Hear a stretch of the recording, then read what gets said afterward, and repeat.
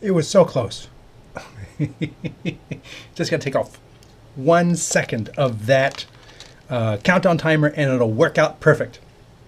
Interestingly, because I'm producing today's show in 4K, I've changed up my gear. I'm trying a little bit different, trying to do it all in one device, and for that I'm going to change gears. I normally use the Magewell Director. It's just sitting there staring at me right now. I am using the YOLObox Extreme, and I am watching my meters move and everything on here, and you can see, wait, I have a two-shot for this. You can see this is what I'm doing, and you can see there's the two-shot that you are looking at, and there's my audio meters, and it's interesting that the Extreme is the new model. The Extreme is the Extreme, and it's the most powerful machine that they make. But there's a feature on the Pro that made pre-show really easy to do. On the Pro, the now 6 or 7 year old model, when you did a countdown, it muted all of your other audio automatically. So you can have a bunch of microphones from a bunch of different cameras and a bunch of stuff going on. And as soon as the countdown ended, the countdown went away and that music ended and your microphones turned on and I didn't have to do anything. In this one, I have to keep the audio screen open to remember to turn my microphone on. Because if I don't, then a bunch of people will be commenting, no audio. But that brings us to the next thing. This is an interactive show, so be sure to throw in what streaming questions you have, because you are here, I am here, we are both here together. I wasn't here last week, so I'm really looking forward to hearing your questions. And if you haven't already chimed in, tell me where everyone is watching today. I'm not doing the map thing. We're just going to get to the meat of today's show. But we already have Pete Matt's photo checking in from Chicago, Illinois. Chad from Johnson City, Tennessee. Quick Poster HD watching from Sri Lanka. Thank you very much for being there. I don't even know what time. Tell me what time it is in Sri Lanka. I mean, it's got to be like middle of the night in Sri Lanka.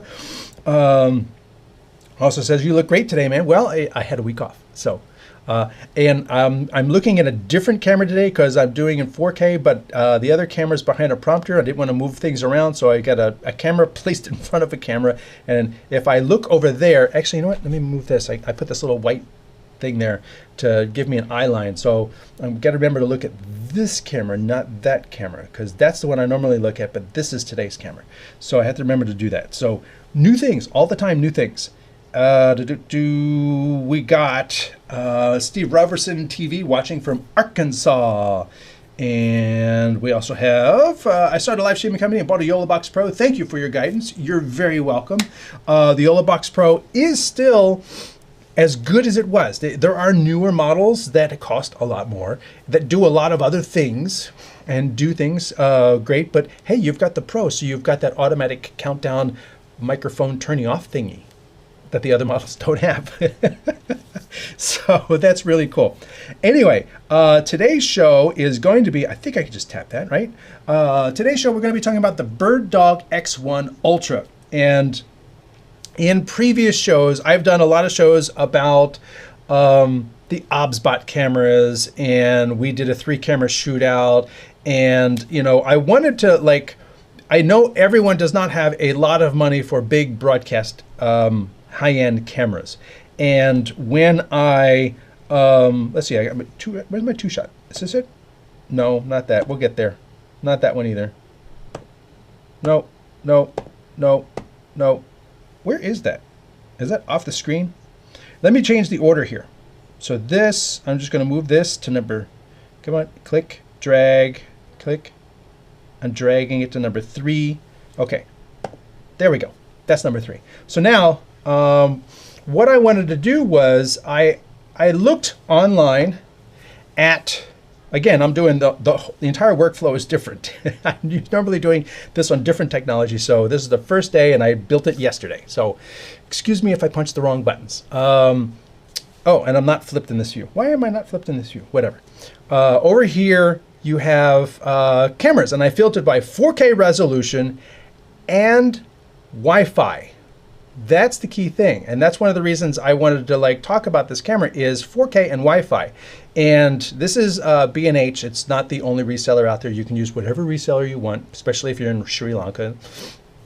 And if I scroll down here, you can see the OBSBot Tail Air is sort of like the lowest priced wireless Wi-Fi 4K camera. It's been around a while, but it has no optical zoom. And that can really hold you back unless you can put the camera like right in front of people. So you scroll down, look at that. And you get the Tail Air with the remote, which I highly recommend. I've mentioned that before. The remote makes it very easy to set presets and access them. And it's a separate device. So it's about the cheapest PTZ controller you're going to get. And it's wireless. So that's pretty cool. The downside is it's wireless and it's not working over your local area network. So if you could access if you've got a Wi-Fi network and your cameras are way far away, I think the remote, which is over here, I'm sorry, I'm flipped on this one. The remote is, you know what? Let me just flip that, ready, and bam. I think that was it, right? No. There we go. Now it works. Go away. So it has NDI, but the remote does not work over NDI. It's Bluetooth. So if you've got these things spread around a huge conference hall or a church or something like that, you can be out of range from the remote because the remote is talking to the camera directly, not through the network. So if you've got a mesh network through, a large cavernous area, you may be out of range for the remote. That's the thing. It doesn't work over the same Wi-Fi that NDI does. And so we're going to continue down here, $839, and there we go.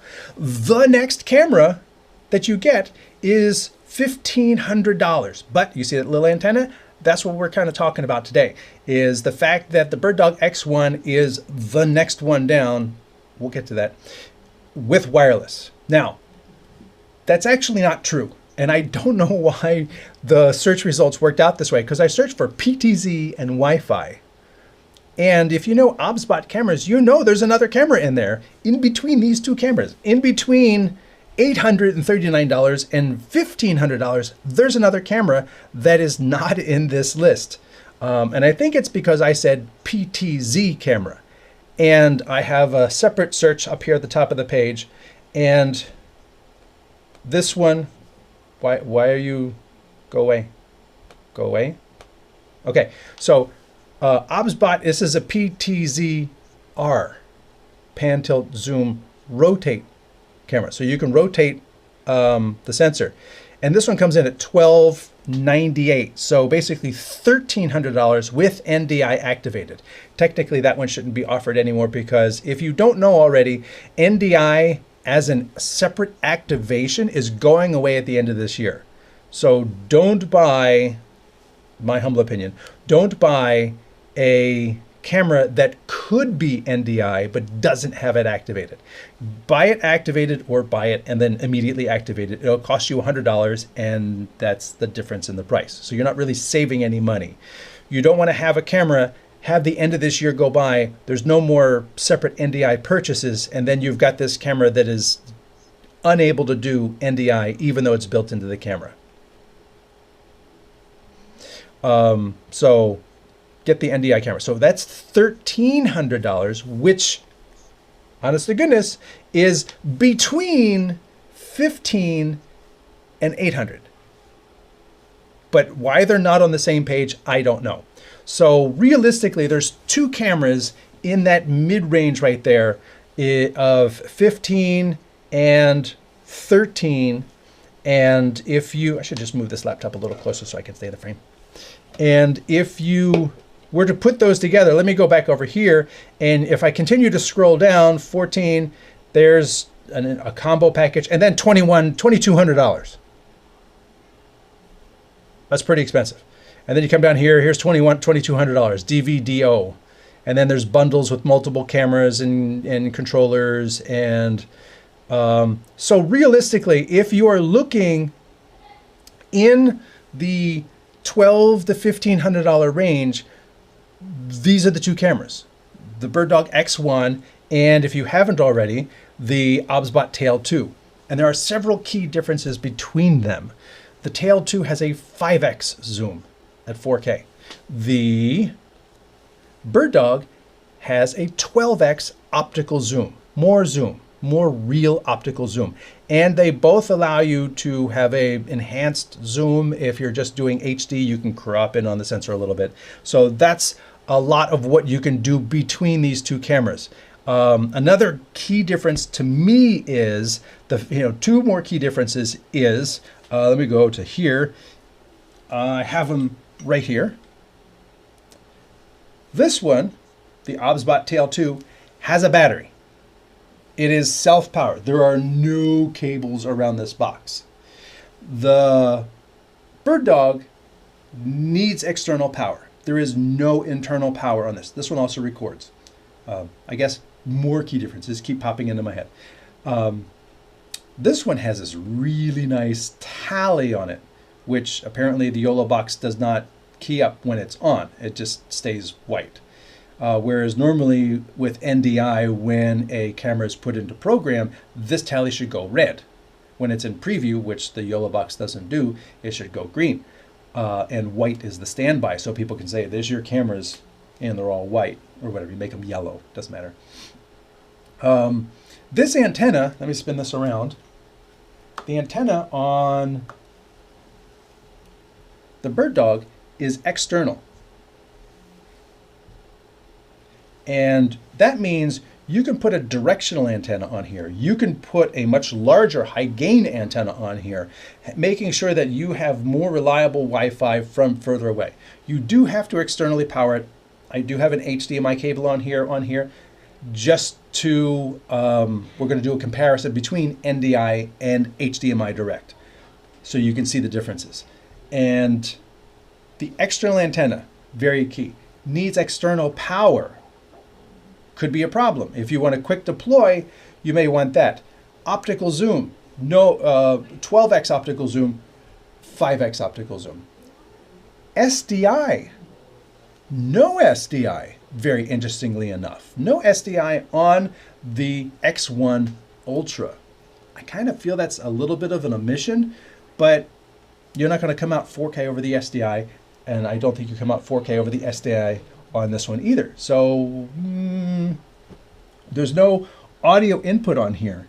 There's a USB input, but okay, it's just wobbling because it's on the carpet.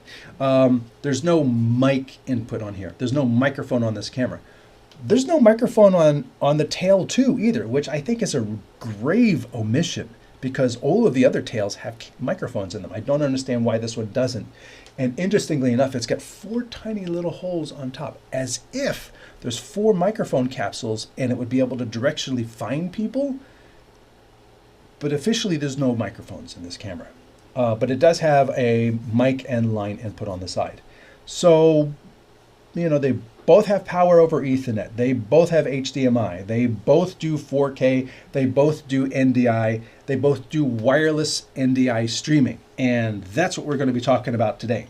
So those are the 2 cameras as part of the test. And then I also have an Ethernet cable on here, just in case we get a little bit too far out of range. It's all set up so I can walk it outside, which is going to be the test for today. Let me spin this back around. All right. So thank you all for being here. And then, as I've mentioned in previous shows, the NDI box that I have running today is my Asus ROG gaming router. I've talked about, wireless NDI, especially when you're doing 4K speeds or you're doing full NDI, you're going to need something that is built to handle a lot of data quickly and reliably. So not every wireless router does that. So test, test, test. Test at a distance. Test with multiple devices connected, as many devices as you can connect at the same time. Find where the breaking point is, and then back up a little bit from that. So this one I've used on several shows. Very reliable, does a good job. Actually, when you look at these signals here, the NDI signal, that is, oh, look at that. That shouldn't be doing that. I got some buffering going on there, which is weird, which says all the frames are coming in, but it's getting buffered. So let me check. CPU 42%, RAM at 54%. Should not be a YOLO box issue, but I did add the second camera just before show. So Let me come through and see what else is coming up. Kids, Cabas Kids Production says, good morning from Pico Riviera, California. First day of school. Welcome back to school. First day of school for my kiddo, too. So he left just this morning. So cool. And Civic Palos Verdes Estates in Seal Beach, California. So if you haven't already chimed in, feel free to tell me where you're watching from today. Thank you all for watching. As I mentioned before, I am doing this show on, I'm hitting the button, on the YOLO box. So I have all your comments in front of me right here. I am streaming 4K, should be 4K. Let me know if it is 4K on YouTube. I am streaming 4K today from the YOLO box, and since YouTube is generally the only platform that's supporting it, it would not let me stream to Facebook today because it's 4K, and I am pushing RTMP to LinkedIn so I don't get comments from LinkedIn. If you're watching on LinkedIn, or you tried to watch on LinkedIn, I would be curious to see if 4K actually does go through or if it just doesn't work and there's no stream on LinkedIn. And I'm pushing to Twitch today, although Twitch officially doesn't support 4K. It's only 2K. So I'm pushing 4K. So I don't know if that's working. It's one of the odd features of the YOLO box is that I can go to multiple destinations over here, but you can see I've got Stream Technology. I'm live on Twitch. It says all three are streaming. I'm down here on LinkedIn. It says I'm live on LinkedIn, but I haven't got any comments back from Twitch, probably because I'm pushing 4K and it doesn't accept 4K. I don't know. You can say I got 4K P30 up there, and the real issue is that I'm using the YOLO Live multi-streaming service. So I'm sending one stream and it's sending out 3 streams, but it doesn't allow for transcoding. So that if YouTube can accept 4K, but Facebook does not, it doesn't allow me, or it doesn't automatically downgrade my Facebook to HD. So when I tried to set up Facebook, it just wouldn't work. It just, it came up with an alert says, Facebook doesn't support 4K. And I was like, well, if the server knows that, can't the server transcode my 4K? 4K to YouTube, HD to Facebook, HD to Twitch or whatever, and just make all that work in the cloud. But that doesn't happen. It just takes what comes in and sends it back out.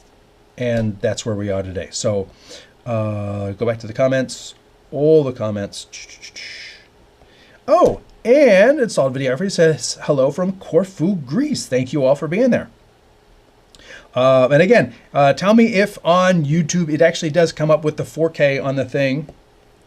You said NDI will go away at the end of this year. Is that just for OBSBot or all NDI products? NDI product, all NDI products. The group that oversees NDI, which is holistically owned by a for-profit company, it's not a separate independent organization.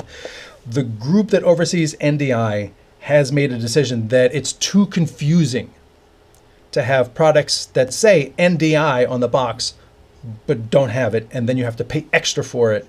And while it's only been $100 on the OBSBot camera, there have been Panasonic and Sony and Canon cameras that are NDI, but then you have to pay $399 more to turn it on that camera. And the NDI, I want to say the NDI organization, but it's not. It's owned by Vizrt. Vizrt decided no more of that. 2026 is the grace period. If you have a device, whether it's a switcher or a YOLO Box Ultra that, a YOLO Box that didn't come with NDI, or a camera that didn't come with NDI activated, no matter what the brand, Sony, Panasonic, PTZ Optics, whoever, doesn't matter. Get your license by the end of this year because the separate licenses are going away. The separate activation capability is going away. After that, your device is a camera that without an NDI.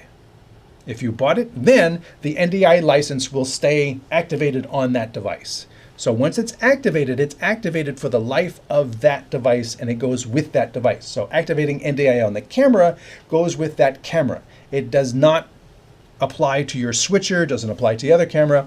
BirdDog cameras have been NDI since day one. It's been about 10 years they've been making NDI-based cameras. They were like the first company that was like, it's an NDI camera.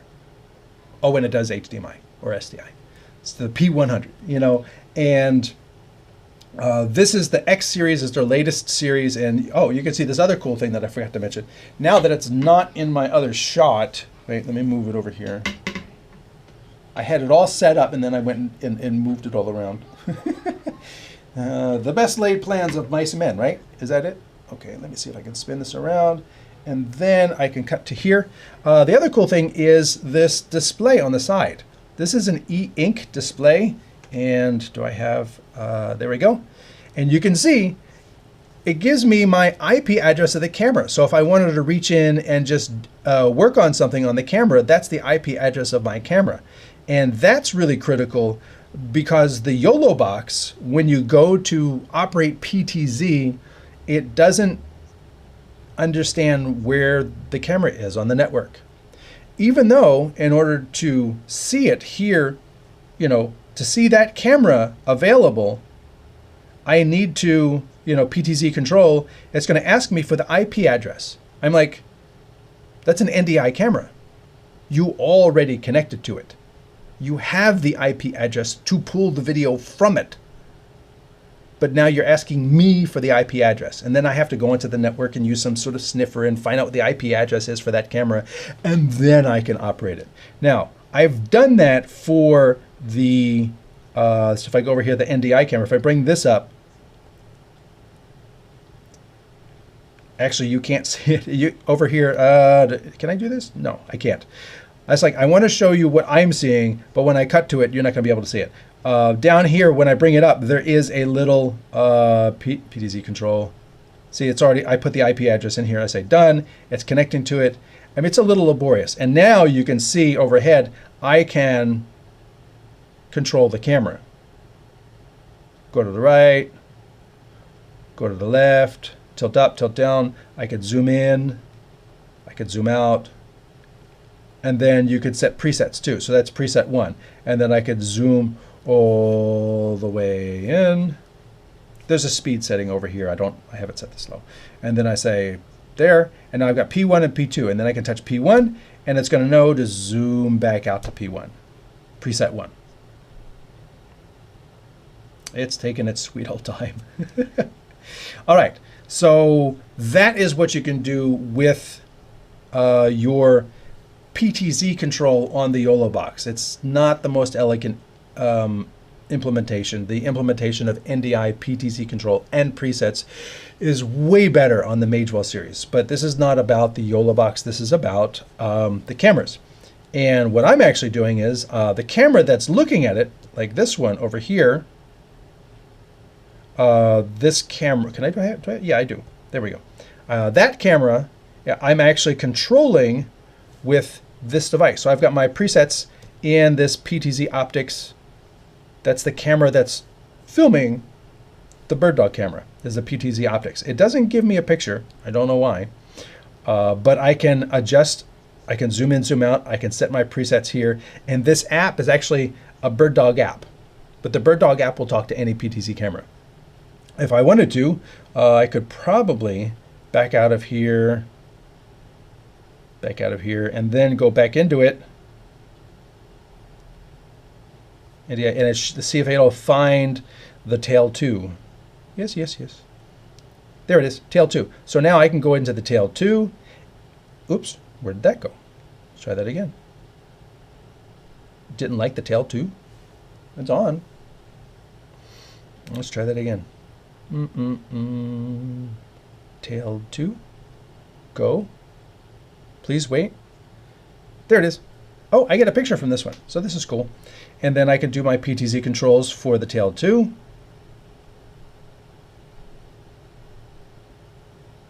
And I could do my presets. Save that as a preset. Go back over here. Save that as another preset. And then go back to 1. Go back to 2. There you go, that's much faster. And so this app is very cool, and that's the magic of having wireless NDI, is that I can use this device over the Wi-Fi network, which you saw, and talk to these devices, which are wireless on the same network, and I could be walking around changing the shot on it.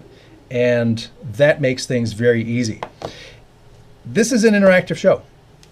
You are watching an interactive show.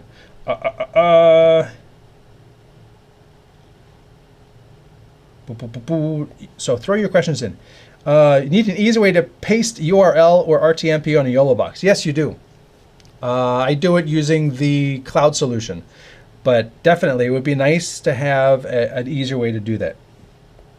Do you have recommendations on what to do to build a video production company? That's a really deep question. I do have consulting on my website, so if you wanted to, you could go over to StreamTek.us and go up to the contact us, and I could do a bit of one-on-one consulting on how to build a company. That's a little bit deep for today's show. But definitely willing to help someone with one-on-one, find out what your experience is, what your market is like, what your skill set is, what your goals are, and help you with that. Also, since I happen to be over here, if you're watching on any of the other platforms, feel free to go to the StreamTek and subscribe, click the bell, and do all those things. And if you want to really do me a solid, you can share a video that you like on your social media so that other people see it. Yeah, that's really cool too. And then lastly, I write for Streaming Media Magazine, and you can see my recent articles there on the YOLO Box Extreme, the Magewell Director Mini updates, and the all-in-one production tablet live streaming devices roundup, which includes the YOLO Box and the Director, but also, as you can see, several other devices that nobody talks about. I talk about them at streamingmedia.com, so you can check that out. And I do have a review of the Magewell Director Plus. The 4K model will be coming out in streaming media, I think, with the next issue, so then it'll pop up on the website. So it's actually coming out in print. Like, it's an actual, I mean, there was a day when magazines, oh, now I'm flipped. Here, wait, I'll flip it back. Come on. There was a day when people had actual magazines, and there's the article. There's the article that I was talking about. Look at all them all. Look at them all. And in print. So that's me. And if you'd like to get 20 years of experience to help you figure things out, I do consulting. All right. Hello from Germany. I hope you had a nice vacation. I did. We went hiking every day in Colorado, and it was a lot of fun. It was a lot cooler than in Texas. It's supposed to go up to 109 today. I'm not looking forward to that. But again, this is an interactive show. So if you have questions, type your fingers, put them in the comments, ask your questions. That will help to make sure that you're getting your questions answered. I mean, if you're here watching this show live, that's a real benefit of actually being here live and tuning in while it's live, is that you get to ask questions, and then I could possibly test it on the cameras right now. It doesn't have to be limited to the cameras, though. I could answer other questions as long as they're not too big in scope, or if they're not really related to what we're talking about today. So that answers all of the questions that have come in so far. And one of the things we want to talk about is that here's the HDMI coming into from the X1 Ultra. This is the HDMI. Look at that fast well, I'm probably a little bit, it's not meant to focus like a foot in front of it. So there's my wall of stuff. And then you can see that it's focused on me and not the wall. If I move out of the way, there it is. Now it's on the wall. And it'll get there back on me. Not super fast in terms of time. There's no time of flight sensor on this camera like there is on the BirdDog Mach-E. Has a little time of flight sensor on the front of it to help it really determine the distance really fast. These do not. These do not. And then we have the NDI. And I don't know why that's jumping, because pre-show that was not jumping, but then I added the OBSBot camera and now it's jumping a little bit. So yeah, even with my master router here, it does not seem to be as happy as it should be. I wonder if I take out the OBSBot, whether it be any better. We'll see. And here is the Tail 2. This one seems to be very good. And the other thing I wanted to show you is, you can see there's a slight delay in between HDMI and NDI. And this is something that you really need to understand in terms of dealing with NDI and HDMI cameras at the same event. Now, I took both outputs of this camera just to show you this, because people don't realize that, yes, it's just an Ethernet cable, it's just an HDMI cable, it's just an SDI cable. But HDMI and SDI is literally video coming off the sensor and it leaves the camera. That's it. NDI is video comes off the sensor, goes into the CPU, gets compressed, then packetized, then sent across the network.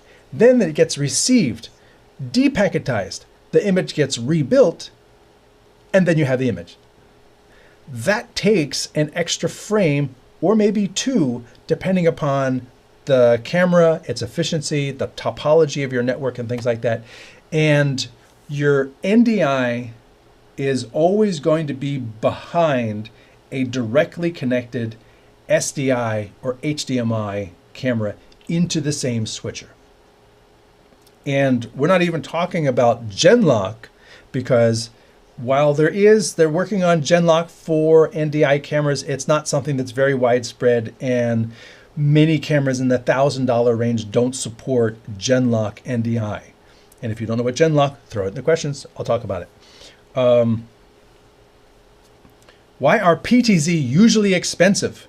Because you're getting a pan motor and a tilt motor and a zoom motor and the focus motor, and it's got to remember presets, so you have to have a brain in there. And then many of the PTZ cameras also offer NDI, so you've got additional licensing in there. Whereas if you just get a camcorder and you have an operator, then you're paying the operator to do all the PTZ. So you pay the operator every single time you use the camera, or you get a PTZ camera and I get hired for events, and I'll bring my master control, and I'll be using vMITs and stuff like that, and I'll bring a PTZ camera. And if they need something, or if we talked about it, say, listen, let's bring this PTZ camera, we'll just put it up on stage and it's just there. It'll be an audience shot. But then, I did this at a service event. It was just supposed to be audience shots. But then I get swinging around and I got the choir singing. I can get the choir on the left, the choir on the right. And then there was a piano player, and I swung it all the way back around, and I got a close-up of the piano player right over the piano from the middle of the stage. And you didn't really see it because it was a black camera at the very end of a black piano, and it had this great shot. And then all of a sudden, people showed up and they started giving testimony. So they got a wireless mic and they had it down on the floor in front of the stage that wasn't lit and it wasn't on the program. And people just started talking about how they knew this person. And I swung my PTZ camera around and I pointed down at the front of down, and I got that and, jacked the gain up and everything, because the two cameras we had in the back of the room couldn't see it. And sometimes a PTZ camera can save the day. Are PTZ cameras expensive? Do they save the day? How expensive is saving the day? How expensive is, getting all those different views from in front of the audience? That's the question. Oh, Bowles Promo TV is late. Sorry. No worries. No worries. I noticed that the overhead camera shows that your hand has more chroma versus the two-man eye view. Yeah, the overhead camera I don't care about. It's just a little box camera. Do I have that here? Yeah, it's just this little AIDA, C-mount camera. It's a little box camera with HDMI coming out of it, and it just sits here on an arm looking down. I have not color corrected this at all, so really don't worry about that one at all. It's just to provide that view of looking down so I can, yeah, there's a little bit more chroma. Actually, it's probably just a white balance thing. It's just more skewed towards warm. And my main camera right here is the YOLOBox S3 coming in over USB at 4K. So like, nobody has told me if I'm actually streaming at 4K on YouTube, if YouTube is actually giving you the full 4K.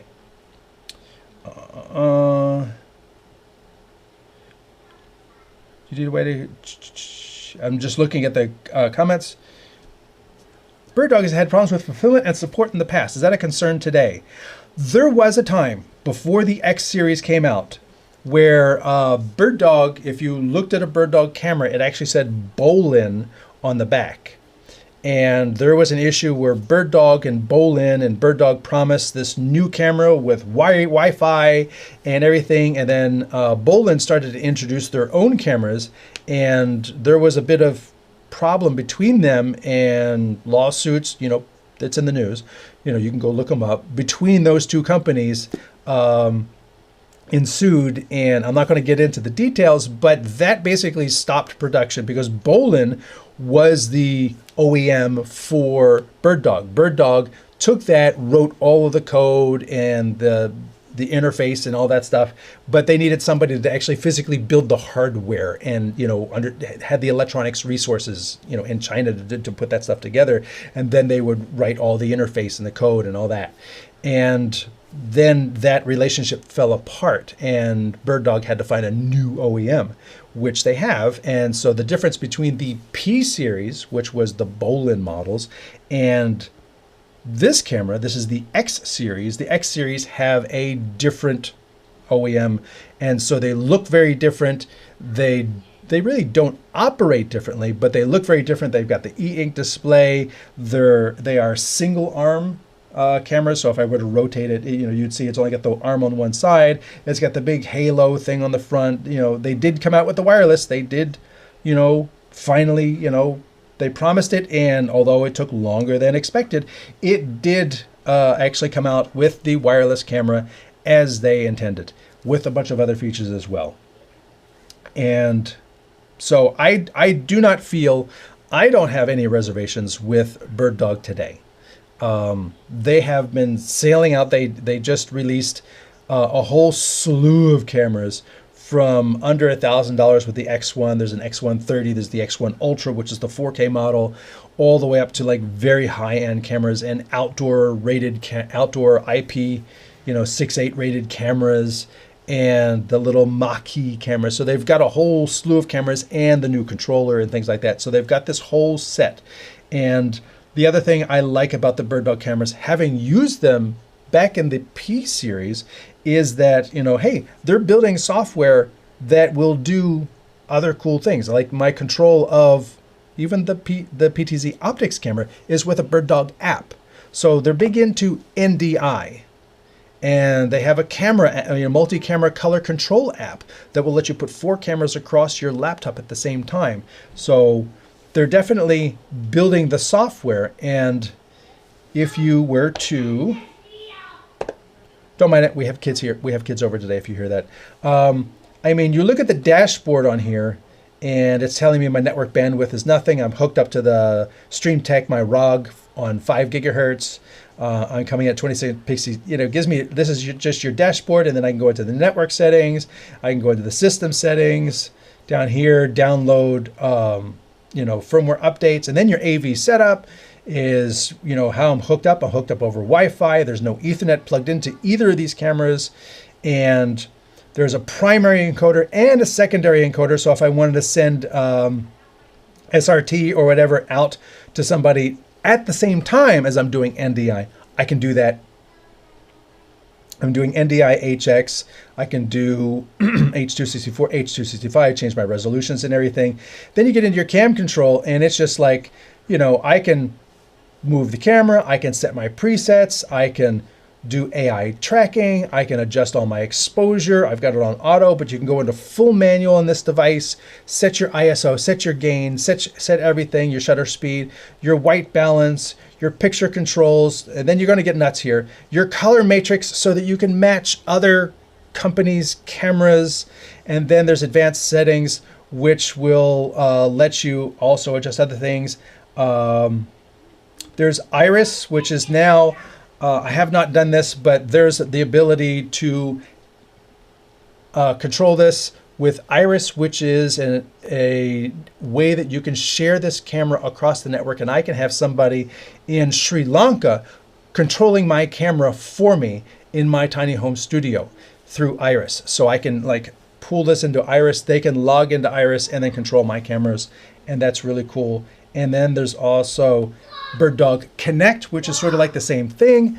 You can build entire studios in there. You can like transcode back and forth between Connect. You can connect locally, or I could do the same thing. I can have Connect in the cloud. My camera, I can send to Sri Lanka, and then once it gets hooked up to the network, it'll appear and connect, and I can control it. I can get the video and incorporate it into my show, and then I can log out. I really didn't want to log out, but you'll never guess what my password is. First person that can comment with what the password is on my BirdDog camera.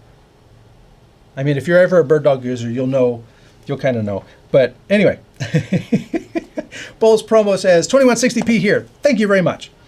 Looks like the external wireless antenna might let me use a directional antenna for long distance connections. Do you think this? Absolutely, and I said that earlier in the show. That is one of the really cool things about the external antenna, is that you can put a directional antenna on there, whether it be a patch antenna facing one direction or a directional Yagi antenna aiming in a particular direction. So if you're covering a sports field and you want to put this like way down at the corner kick, and that one way at the field goal, and this one on the basket, and this one, I don't know, way in the bleachers looking down, and you just aim an antenna at you, and then, you know, where you are, you have a bunch of omnidirectional antennas that accept the signal from all directions, but the cameras only need to talk to you. They don't need to send signal somewhere else. They just need to talk to you. So you have all these things with directional antennas, and that is what that little screw-on antenna is. This is about as stubby and as bad as an antenna as you can get, except for internal antennas. At least this is external. It's out and away from, it does, you know, it's not being compromised by everything else inside the box. The antennas on here are inside somewhere, and they're just going to be like a thin little wire. I mean, technically that's what that is, but you know, it'd just be a little piece of bent wire. And how far is that going to go? Probably not as far as you want it to, which is why these routers look like they do. You know, these routers come with antennas, you know. Can I jiggle the frame mount on the X1? Often PTZ motors don't handle vibrations well. The frame mount, I mean, I can jiggle the, I can go like this, or I can go, I'm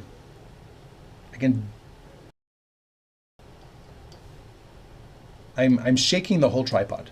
I'm doing this. But this is what a live show is for. So I can stay in here and look like a fool for you. As I go like this,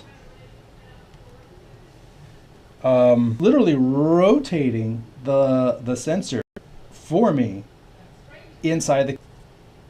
How often are you really going to need that capability? If you're outdoors at, you know, a concert on the grass in a field, and you want to quickly set up cameras and you don't have time to, you know, balance your tripod, you don't have time to bubble level. If you're that pressed for time, then you're not setting up early enough. On the other hand, I have IPTZ, guessing it works. I've used both of these cameras before with Magewell NDI PTZ, and it does work fine. And I said earlier in the show that I really prefer Magewell's NDI control on screen much better than BirdDogs. BirdDogs, when you do it, it takes over the, well, they both sort of take over the screen because you only have the one screen on these all-in-one devices. But the preset setups and stuff like that is just very wonky to me. Missed my message. Well, repost it.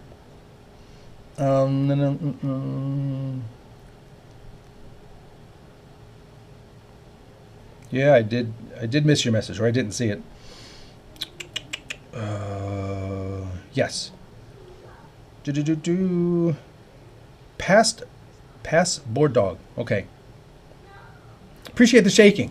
Stream buffered for me. Unclear if related to shaking. Well, if the stream buffered, then you can go back. Buffering here as well.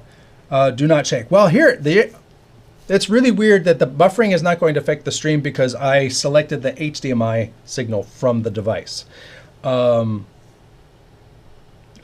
don't know how that would affect the streaming of said service. Hey, let's go up to both of them. There we go. Now I can shake them all I want. It's interesting to note that as soon as he shook the camera, we experienced buffering. That is very odd as well. That would affect. Maybe it was just I was overloading the data stream because the entire image was moving. Possibly, because the streams I do are very low bit rate because there's a lot of, nothing to compress. Whereas if I shake the whole thing, that's a whole lot more going on.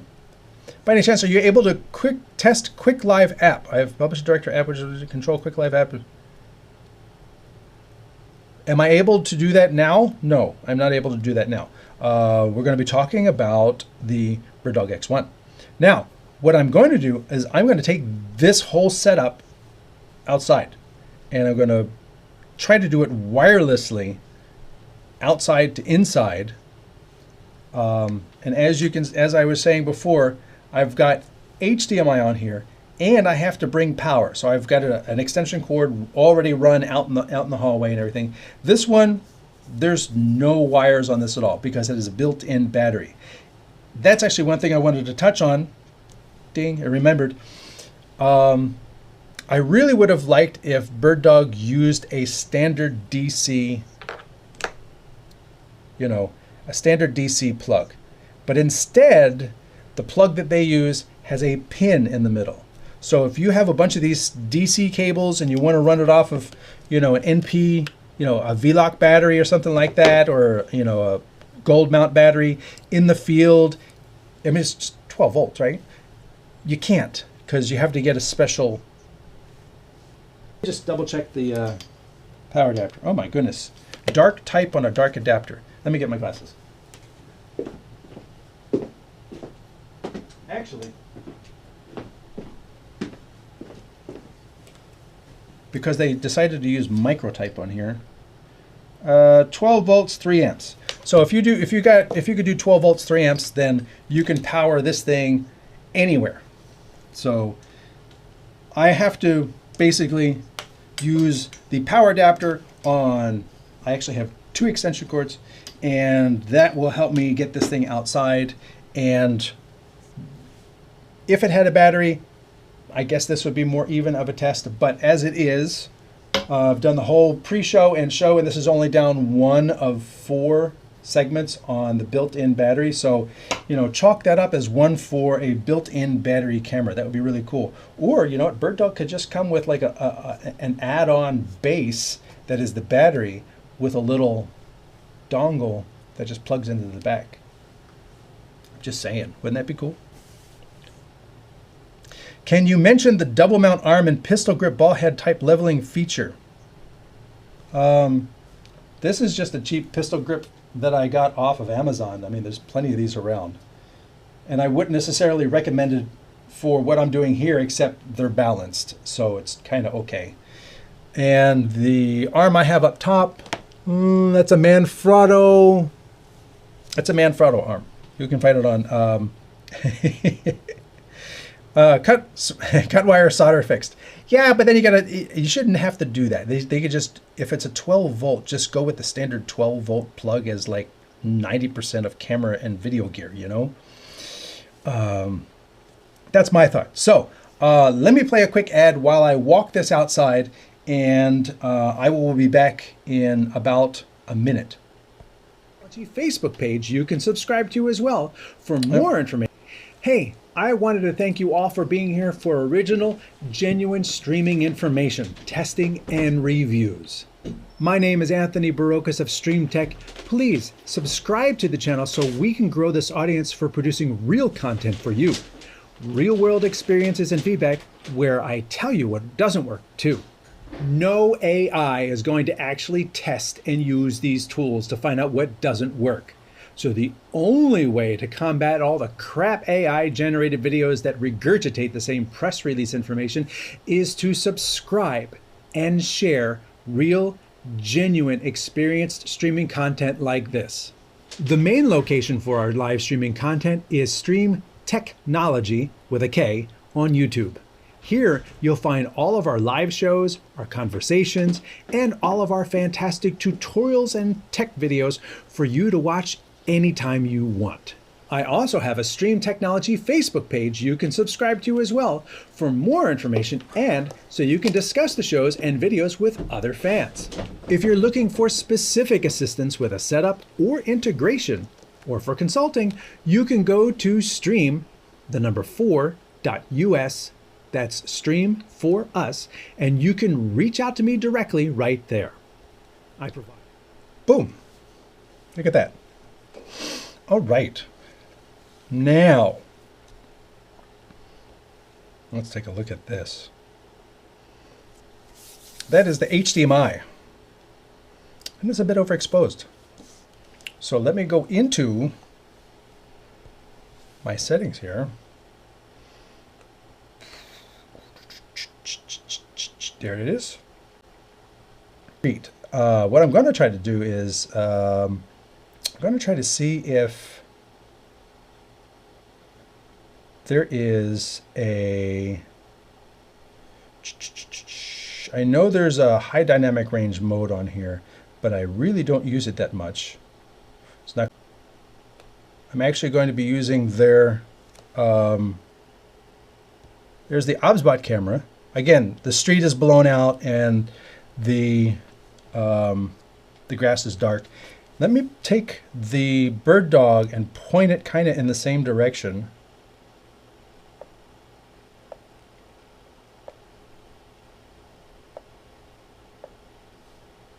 All right, let's do that. And then we come up here, HDMI and NDI. I'm looking at the leaves, and I think I see a regular pulsing. Look at them together. The HDMI is clean. And then with this one, I think this is clean as well. So we can, with the BirdDog, with the OBSBot, let's zoom in a bit.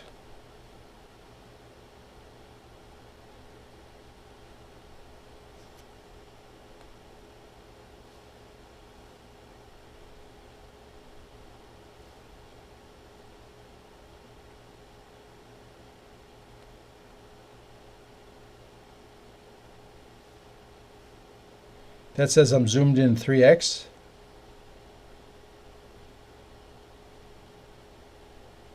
That's my 5x zoom right there. Let me tilt up a little bit.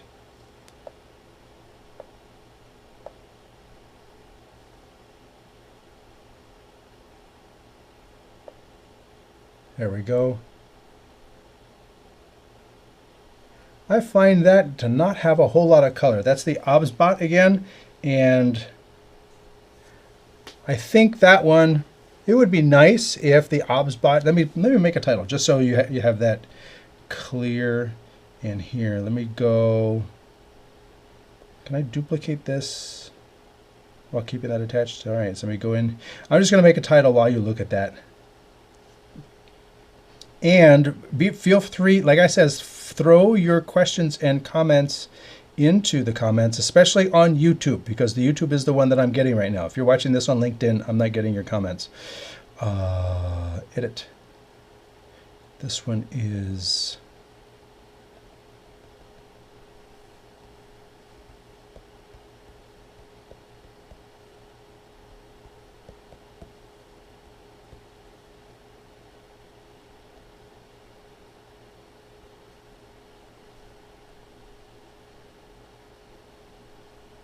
All right, so that's the OBSBot Tail 2. I just want to leave that up there so when I switch between them, you really can see immediately like what I'm switching between. So the Tail 2, you can see at the 5x, it's clear. The detail in those bushes is really good. Now let's come up here to the, let's go to the HDMI or the NDI, and we're going to zoom in on the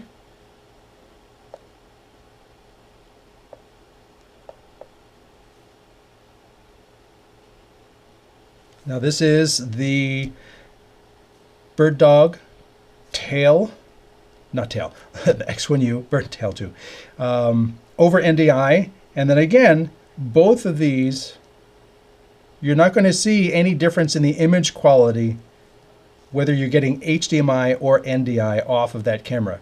We are seeing some, I feel I'm seeing some stuttering, but we saw that here in the studio too. So it could just be an antenna or I don't know, a bandwidth issue, but I really don't think it's that with the router I'm using. So there's something going on. Maybe they're both cameras are transmitting, or maybe it's because both cameras are literally less than a foot from each other, just a couple inches. So that is about halfway up the zoom, I would think. And with this, I can keep going. That is the end of the zoom on the BirdDog.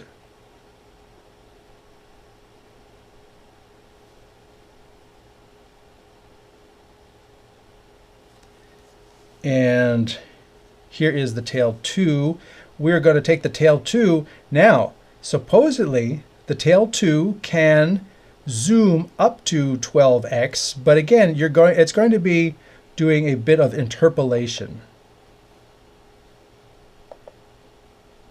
8, 9, 10 and a half, 12. And let me pan to the right.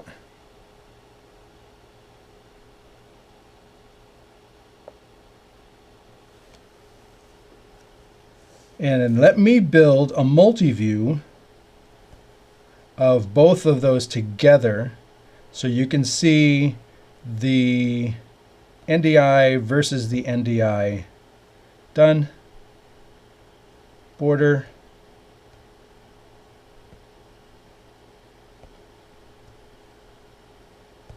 All right, here you go. Tail 2 is a little bit lower exposed. I can bring the exposure down on the X1U, but I feel that the detail, the sharpness on the Tail 2 is definitely higher, and you can go in and tweak the sharpness on either of these things. But I definitely got to adjust the exposure here. So let me take that one out of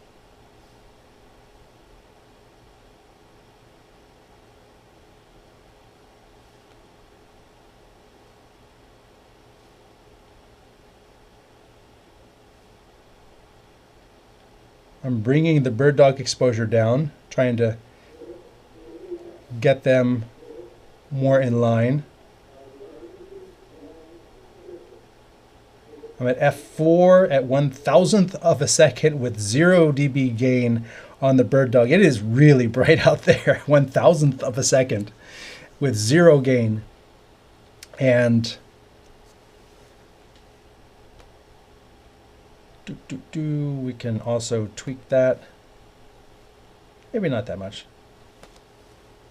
And here you can see both of those cameras side by side at this point. I really feel like the X1U is focused more on that vertical bush in the foreground than the background.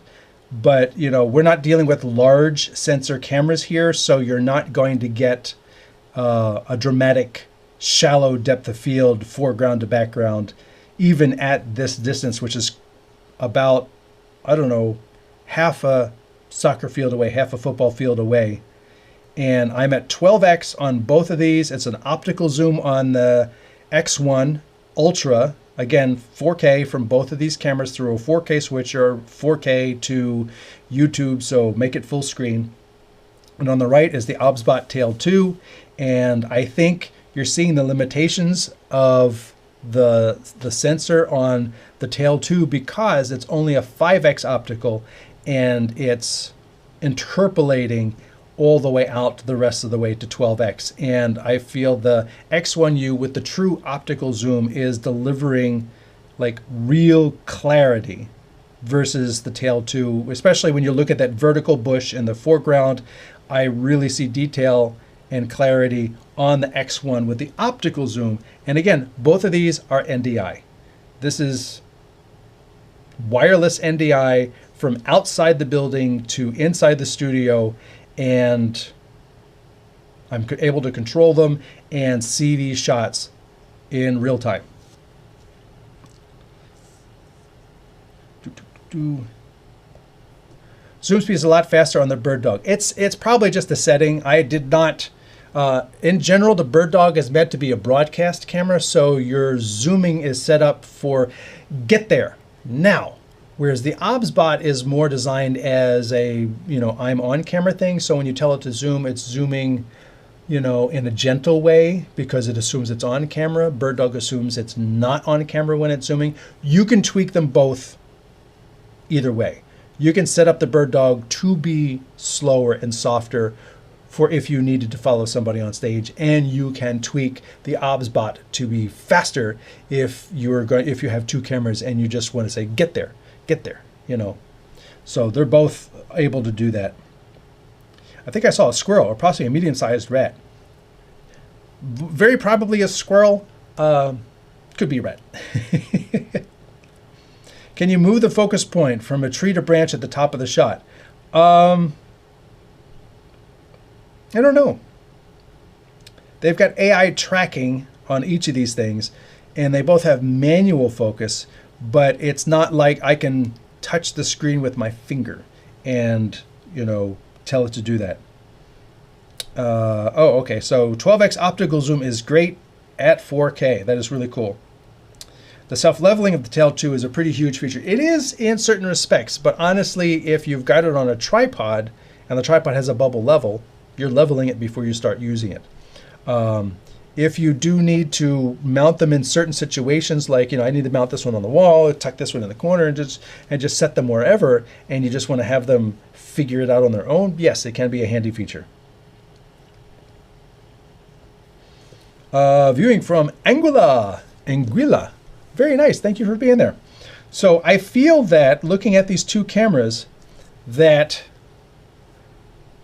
the advantage of an optical zoom is clear. It is clear, and both of these can, let's see, which camera am I on here? I think this is, let me save as 3. This is the Tail 2, so I can, yeah, there you go. That was super fast. Now I'm using the remote. I'm using the, I used this to tell it to go somewhere, and when I said go there, the zoom was slow, but it like went super fast.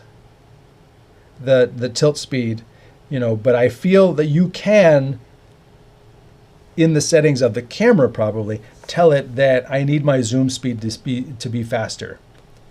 Let's go over here. So you can see the gimbal speed is very fast. Manual zoom speed, you can speed that up. Gimbal smoothness. So you see, this is what I was talking about, in that you can have this set up so that these are super fast. And then when you just want it, I just want you to get there. Don't worry about like being pretty on camera. Just get the shot. That's what you're going to do if you have a second camera to shoot to. If you're doing it live, then you don't want that. You want it to be soft and smooth and feather out and things like that on camera. So that's going to be the difference. Let me see if Now if I come in here and I say zoom,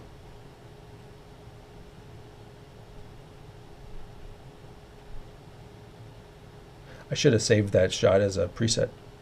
Thought I did. Go over here. Whoops, a little too high. Now it's going a little too fast for me. That is all the way zoomed in. Oh wait, no it's not. And there we go. That's kind of the same shot. So we come over here, we say save this as 3 on the tail 2. And now we go back to those 2 shots right here. Ooh, wow, that was pretty darn good lining that up again. But again, I still feel the clarity you get with a real optical zoom is very clearly evident here. And one other thing I wanted to check out is if I zoom them out wide. This one I'm doing manually. I'm not going to a preset. And then I take the OBSBot and I also go wide.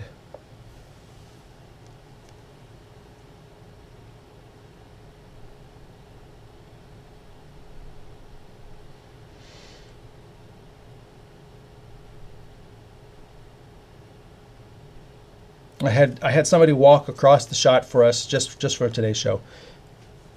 You can leave your tips on YouTube for that. And I still feel the contrast in both of these. I would go in and like try to dial down the contrast a little bit, whether that be bringing up the darks. Although the X1 looks like it's handling the darks in the close a little bit better, and it's still able to get that line across the street. Whereas on the tail 2, the line is kind of fading away on the street, and the grass is darker. So there's also an HDR on the tail. So let's see if we add focus HDR. If we turn HDR on,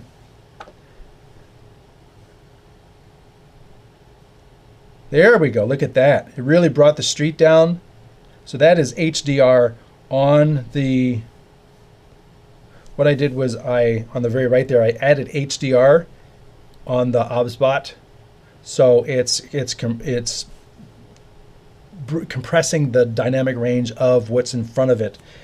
And that seems to have made a distinct difference in that, you know, you could definitely see more detail in the tree now. You could definitely see more detail in the street, so you get more detail in the darks and you get more detail in the brights. It's not something you want to use indoors in sort of like a studio situation, because then it kind of makes faces look kind of pale. But here you could definitely see how it reduced the blown out street dramatically, and that's what I was looking for in the BirdDog. It's not going to be an AI tracking. It's not going to be exposure.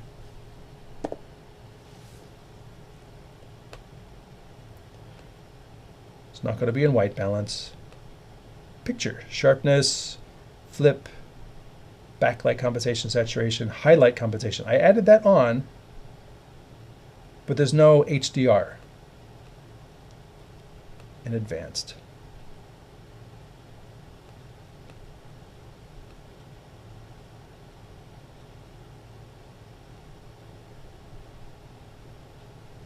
Here's what I was talking about, is the pan speed and the tilt speed and the zoom speed. Wow, you can see I got the zoom speed set way out there. So super fast. Focus mode, focus, image setting, resets, super fine. So there, I do not see a HDR mode on the BirdDog, or at least this X1U, to be able to deal with that.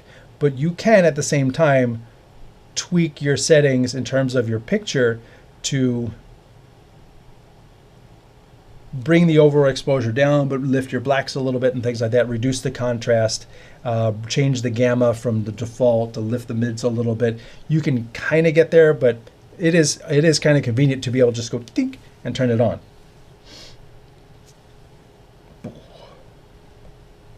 Change the tail tube to the outdoor setting. No. Great demo today. Thanks for all you do. No problem. Thanks. You're welcome. Although the exposure is slightly different, both cameras look very acceptable. They do. I think, though, you know, in terms of finding a wireless NDI camera that has a good optical zoom, it's really going to come down to, as I always say, what's the best camera? What are your needs? You hear me say that over and over again. What are your needs? Because if you need something with 12x zoom, the BirdDog has a real 12x zoom at 4K. That's going to give you that real clarity all the way at the end. The OBSBot does not. The OBSBot is a 5x zoom, and the rest is all made up. Unless you're in HD, and then you're just cropping in on the sensor a little bit too, but that only gets you to 10. After that, the 12, it's still made up. It's interpolated. It's math. And you can kind of see that in the image. I feel you can still kind of see that in the image, that the clarity, well, here we're zoomed out, so these are both optical. That when you're zoomed in, the difference is clear. And the fact that I am wireless NDI to both of these gives you the ability that if you have power where you want to put these cameras, then the BirdDog is going to give you that 12x zoom, you know, the clarity, the wireless capability. All you got to do is power the damn thing and you're off to the races. If you need to record in the device, then you're going to choose the OBSBot. If you need rotation stabilization, if you're going to be on a boat, then maybe you'll go with the OBSBot. Neither one of them are water rated. I'm just going to say that. Neither one of them are water rated. But if you're on a boat where it might be swaying a little bit, either you want to put it there and you want to sway with the boat, or you want to isolate the camera from the boat, because humans are going to compensate too. So you'll see the boat move, but the people and the camera won't. Be kind of weird looking, but that's just what it is. Internal recording is another key feature. Internal recording, the BirdDog does not have internal recording. The OBSBot does. You can put in a micro SD card and record internally. So it's, the OBSBot is really designed to be self-sufficient. It's got its own battery. It can record internally, and it can stream from itself. So can the BirdDog. It's got RTMP. You can put it in there and stream from itself. But I think in terms of the BirdDog is designed to play in a larger ecosystem more. It's designed to match with other cameras. It's designed to give you that deep control over all the different settings of the device. It's designed to let you paint the colors so you can match it to a Sony or a Panasonic or things like that.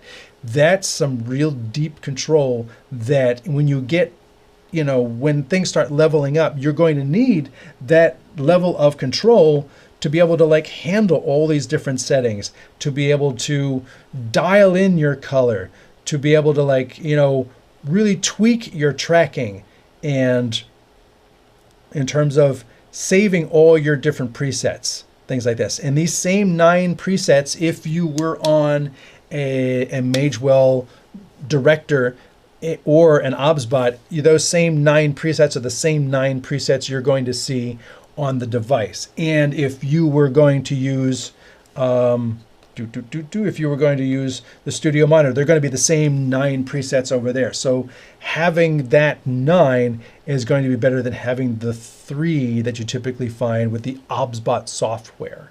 Now, if I control the OBSBot camera, if I come over here and I say, oh, that is the tail tube. If I control the OBSBot camera through the NDI software, then I get access to the 9.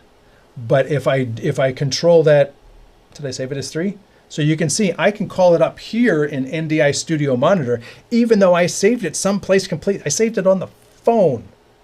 That's where I saved it, because those NDI presets are saved on the camera. And they can be accessed via multiple, whether you've got a phone app or you do it on your director, whether you do it on your YOLO box, whether you do it on the computer over here, or whether you do it in the control panel for the device, having that ability to access those presets is super handy. And you can see it stays on 3, and then I can come back over here and say 1, jump. Very interesting. And there you can see the autofocus and the manual focus. I mean, there's not really, I can't tell it focus on the tree, and I can't tap, there's not like tap to focus on here. I can turn autofocus off, and then I can push and pull. Not that that really helped, but, And then I can just say, use autofocus. And say go back to 3. Any other questions coming in? He says, it's an exposure setting. All right, let's go back to exposure. Exposure. Not on this model, apparently. Full auto, manual, bright, shutter priority, iris priority. Maybe on a different model it has HDR, but this is, as I said, this particular model. We're talking about the X1U, X1 Ultra. The U means Ultra for UHD. And that is what we're talking about. This camera, my camera is black, that one is white, but the fact that it's wireless, it's 4K, and it's NDI gives you the ability to walk into an area, plug them in, bring your router, plug them in around the room, and plop your thing down on the table and bring in the cameras. Or if you built a show where the cameras are already there, they're likely just going to repopulate by themselves, especially if you do manual IP addresses, which I don't do typically. I just go get them. Oh, on the tail. Yes, I know it's exposure city.